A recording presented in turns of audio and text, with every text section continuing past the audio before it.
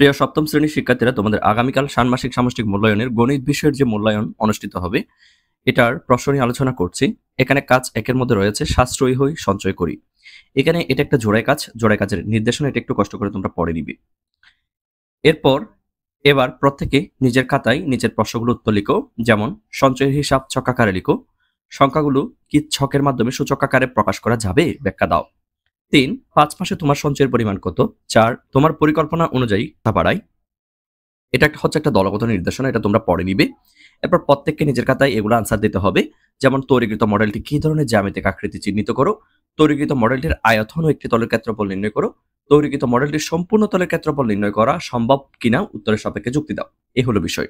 শিক্ষার্থী গেলে এখানে আমরা এই যে কাজ ২ এর আলোকে এখানে ৪ এবং ৫ নাম্বারে কিন্তু আরো কতগুলা কাজ রয়েছে। সো এগুলা একটু করতে হবে। অর্থাৎ এখানে আমরা কাজ ২ এর মধ্যে প্রশ্ন পেয়েছি টোটাল ৫ টা। এরপর হচ্ছে কাজ ৩ গাণিতিক সূত্র যাচাই করি। এখানে একক কাজের নির্দেশনা হচ্ছে এগুলা এবং এই যে এই সূত্রগুলো তোমাদের জাস্টিফাই করতে হবে। এরপর কাজ ৪ এর মধ্যে রয়েছে জ্যামিতিক আকৃতি বুঝে করতে হবে। এই হলো তোমাদের প্রশ্ন। আশা করি এখান থেকে তোমরা বিস্তারিত বুঝতে পেরেছো এবং তোমাদেরকে একটা বিষয় আমি ক্লিয়ার করি, সেটা হচ্ছে কি তোমাদের উত্তরপত্রগুলা একটু দিতে আমাদের সময় লাগে। কি জন্য? কারণ আমরা এগুলো নির্ভুলভাবে যাচাই করি। তাড়াহুড়া করে উত্তরপত্র দিতে গেলে ভুল ভ্রান্তি হয়। সুতরাং আমি তোমাদেরকে অনুরোধ করব প্রশ্নটা পাওয়ার পর নিজেরা একটু এনালাইসিস করে দেখো। এরপর আমাদের উত্তরের সাথে তোমাদের উত্তর মিলে কিনা সেটা তোমরা একটু পরে জাস্টিফাই করে দেখবে।